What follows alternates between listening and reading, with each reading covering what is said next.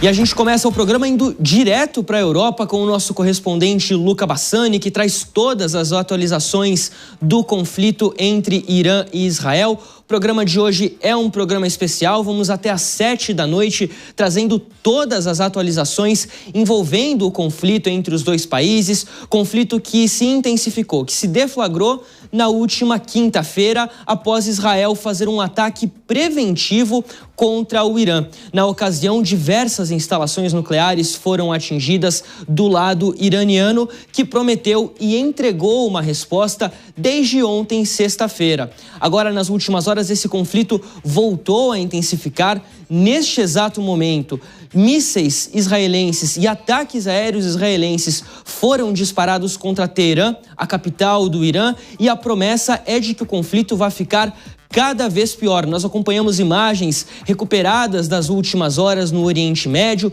Já já o Luca Bassani chega para conversar com a gente, para trazer essas atualizações. É um momento de bastante tensão e as conversas nucleares que estavam programadas para acontecer amanhã no Omã, entre Irã e Estados Unidos, foram canceladas. Essa é a informação que chega do Ministério das Relações Exteriores do Omã, que havia confirmado a princípio essas negociações, essa rodada de discussão entre os dois países. Agora sim, nosso correspondente Luca Bassani chega ao vivo para conversar com a gente direto da Alemanha, em Munique. Luca, qual que é a avaliação que o governo Netanyahu faz sobre o conflito até esse momento? Boa noite para você. Olá, Fabrício e a todos os que nos acompanham neste JP Internacional. Realmente uma situação que vem se escalando durante as últimas horas e o próprio premier Benjamin Netanyahu falou mais uma vez à nação, e não só os israelenses, mas também um discurso em inglês, anunciando a todos os outros países que a luta de Israel é pela democracia, dizendo que o Irã estava muito próximo de conseguir a sua arma nuclear e, portanto, esses ataques preventivos foram necessários, pelo menos na visão israelense. Ele também diz, sem apresentar evidências, mas acusando o Irã de ter já mandado parte dos seus principais generais, as suas principais lideranças para o exterior, dizendo que o regime dos ayatolás estaria com medo dos ataques realizados por Israel, que devem continuar durante as próximas horas.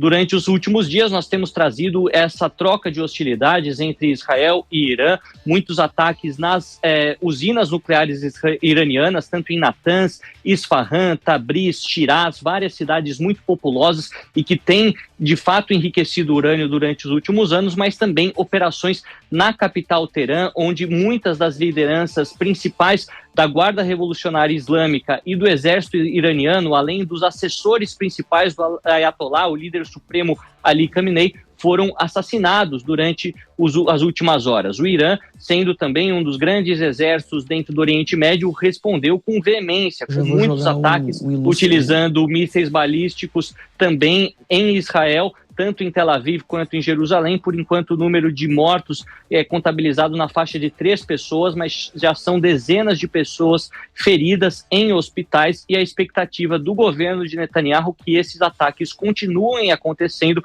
Portanto, o pedido das autoridades israelenses para que todos permaneçam próximos aos bunkers, para que assim que os alertas começarem por toda a nação, possam buscar refúgio em localidades mais seguras. Também uma notícia de última hora: o governo de Israel anunciou que as escolas serão suspensas e o regime de aulas remotas, estarão substituindo as aulas presenciais durante os próximos dias, pelo menos enquanto este confronto continuar acontecendo. Portanto, a gente vê que até mesmo o governo se prepara para dias difíceis, com muitos ataques e com a necessidade de tentar preservar a sua população. Obviamente que nós, do corpo jornalístico da Jovem Pan News, continuaremos acompanhando todas essas atualizações e trazendo a toda a nossa audiência em tempo real.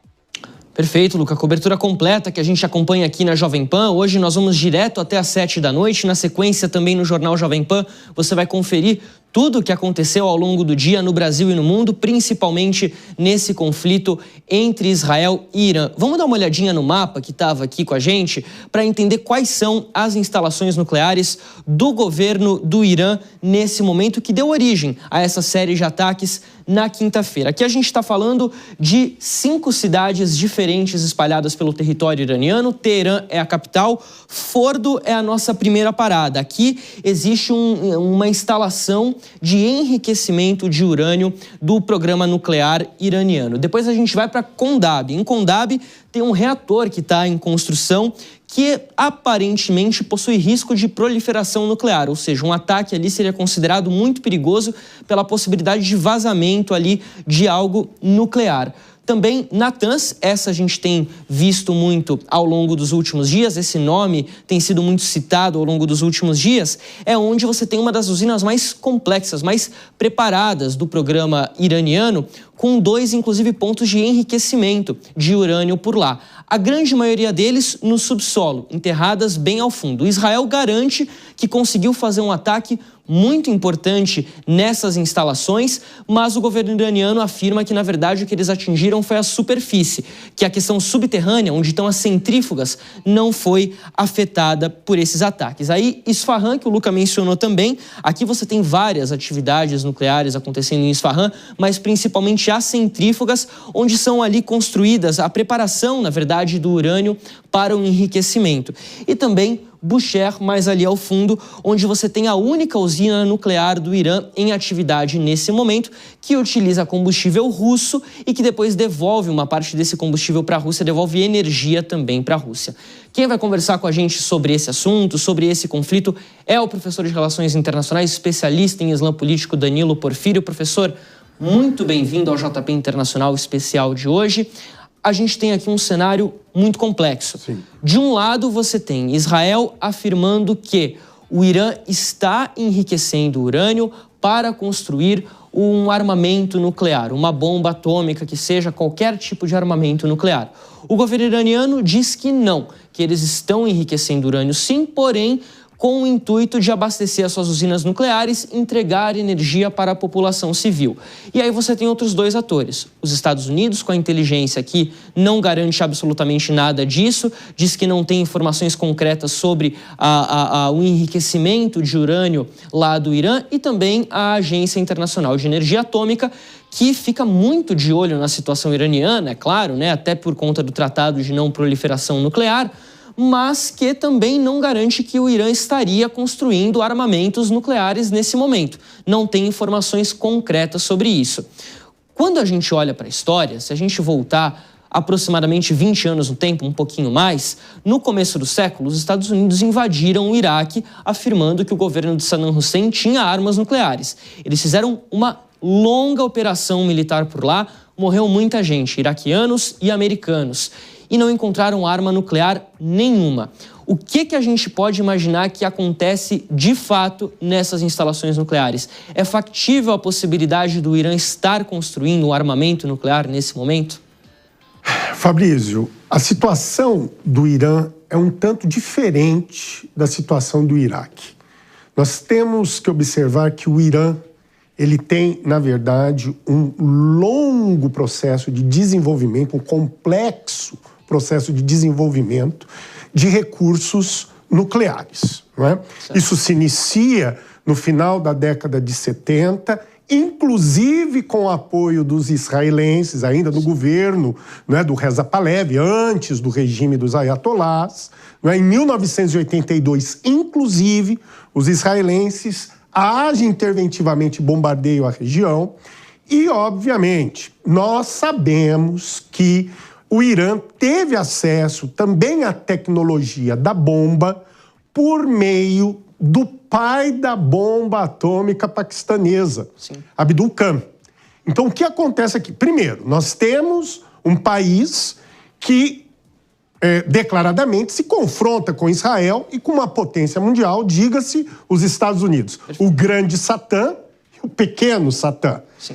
E temos dados concretos, não é? Temos retóricas, de um lado, a ameaça do desenvolvimento da bomba, do outro lado, recursos civis. Mas os dados concretos é que o enriquecimento ali acontece em torno de um patamar de 60%, né, do urânio. Um patamar um pouco acima. Acima. E isso já nos gera uma certa preocupação, porque nós poderemos desenvolver algumas armas assim. inclusive com urânio empobrecido. Sim. Que é uma arma um tanto perigosa, né? E, obviamente, nós temos aqui que perceber também que o Irã já tem, isso é informação, 400 quilos de reserva desse tipo de urânio. Então, isso, aos olhos ocidentais e ao olho israelense, é uma ameaça. Só que um detalhe interessante, essa retórica de ação se inicia desde 99. Justamente era um ponto para a gente trazer aqui, né? Não é de hoje que o governo de Israel fala que o Irã está produzindo urânio, está enriquecendo urânio para ter acesso a armas nucleares. Isso vem de muito tempo. No governo Netanyahu de 96 a 99 já se inicia essa retórica.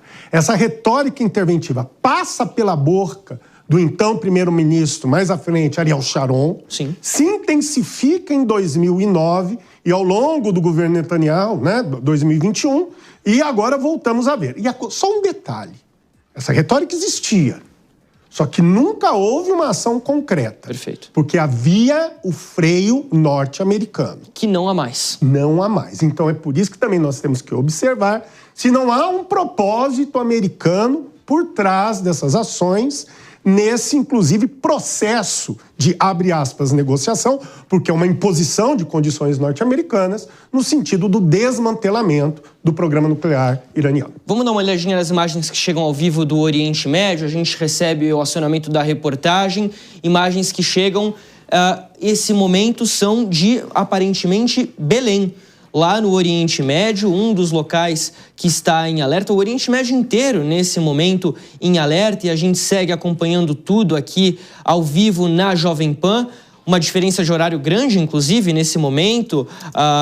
Agora aqui no Brasil, 17 horas e 42, em Tel Aviv, Israel, 11 horas e 42 da noite. No Irã, um pouquinho mais à frente, já é domingo, dia 15, meia-noite e 42 por lá. E a gente vai seguir acompanhando tudo o que acontece ao redor do Oriente Médio, principalmente porque é nesse horário noturno onde os mísseis costumam ser disparados, né? A gente acompanhou ontem, ao vivo na Jovem Pan, a chegada de mísseis iranianos no território israelense. Pela primeira vez, o centro de Tel Aviv sendo atingido por bombas. E quando eu digo pela primeira vez, desde o início da guerra em 7 de outubro de 2023, da guerra entre Israel e Hamas. Mais um ponto que a gente vai tocar aqui ainda. Agora, professor, voltando a falar sobre a questão de armamento nuclear. Armamento nuclear não necessariamente é feito para você ameaçar outro país, mas para você se defender, né? A gente vê, por exemplo, como países que têm um armamento nuclear bem definido, conseguem evitar aquilo que eles chamam de ameaça estrangeira. Vamos dar um exemplo muito fácil aqui, que é o da Coreia do Norte, né? Ninguém ousa hoje atacar a Coreia do Norte, nem Estados Unidos, nem Coreia do Sul, nem Japão, que tem exércitos muito fortes, tem um equipamento financeiro também muito grande, mas eles não ousam entrar ali naquele território porque sabem que há um risco muito grande. Qual é o tamanho hoje da importância de você ter esse equipamento nuclear à sua disposição para se prevenir de uma ameaça estrangeira? Eu estava lembrando que em 2003, na Líbia, Muammar Gaddafi abre mão de desenvolver também equipamento nuclear. Anos depois, há a Primavera Árabe e Muammar Gaddafi aparece sendo arrastado pelas ruas da Líbia, de Trípoli, né? Então, veja bem, qual é o tamanho, de fato, disso tudo hoje? As armas nucleares são, como nós todos sabemos, armas de destruição em massa. Nós devemos lembrar que ao longo da Guerra Fria, né, a disputa no desenvolvimento e produção de recursos nucleares tinha uma máxima, que é uma máxima de dissuasão. Sim. A certeza da destruição, aniquilação mútua entre os agentes. Ou seja, numa guerra dessas, ninguém sai ganhando. Então, volto a insistir. Da mesma forma que observamos no desenvolvimento da arma nuclear no Paquistão, criou-se a bomba nuclear no Paquistão para que fosse um instrumento de dissuasão contra a China e contra a Índia. Exatamente. Contra a Índia. E agora nós tivemos, curiosamente, um conflito que começou a aparecer por ali na região da Caxemira e que a coisa não se desenvolveu, principalmente porque a comunidade internacional falou, opa, Índia tem equipamento nuclear, Paquistão também tem. Não é bom esses países partirem para a briga, né? Claro, porque isso pode gerar uma dimensão destrutiva não só regional, mas podemos encadear conflitos ainda maiores. E volto também a insistir. Ainda as armas nucleares, Fabrício, são instrumentos de demonstração de força. Sim. E de força não só defensiva, mas como retaliatória. O grande problema é quando nós não temos, vamos dizer, critérios, eu vou usar um termo aqui que nos parece um tanto estranho, sim, mas critérios republicanos para o uso dessas armas. Então, quando nós temos o quê? Países com regras republicanas dentro de uma lógica democrática mínima, a ideia da cautela no uso, ela é mais palpável, ela é mais sólida. O problema é quando está nas mãos de regimes considerados autoritários. Também, vamos lembrar, o desenvolvimento de armas nucleares na Coreia do Norte se torna não só um instrumento de dissuasão, mas um instrumento de chantagem. Claro. Então, ainda as armas nucleares têm um peso significativo no jogo político internacional. Ou seja, dá pra gente dizer, assim, claro, é algo um pouco difícil de afirmar com certeza absoluta, mas se o Irã, nesse momento, tivesse em posse de armas nucleares, a resposta, a chantagem a Israel seria muito maior, muito mais dura, não? Sem dúvida, não é? Aí temos que considerar. Estamos falando de especulações, né? Sim, claro. De especulações. Nós não sabemos a dimensão do desenvolvimento do programa nuclear. E detalhe, nós também não sabemos a capacidade nuclear de Israel. Sim. Porque nunca Israel efetivamente reconheceu a existência de armas nucleares. Então nós estamos numa situação de agonizante expectativa, né? Então esse é o ponto. Dos dois lados. Pois é um momento muito delicado que a gente vive, para a gente ter ideia do que está acontecendo aqui. Ano passado nós tivemos trocas de ataques aéreos entre Israel e o Irã, mas tudo muito mais acomodado. Israel fez ataques pontuais contra o Irã, que por sua vez respondeu, mas também ataques muito protocolares, com mísseis que demoravam para chegar ao território israelense, permitiam que Israel se defendesse com muita facilidade, e tudo naquela ocasião ficou por isso mesmo. Sim. Mas agora o cenário é outro.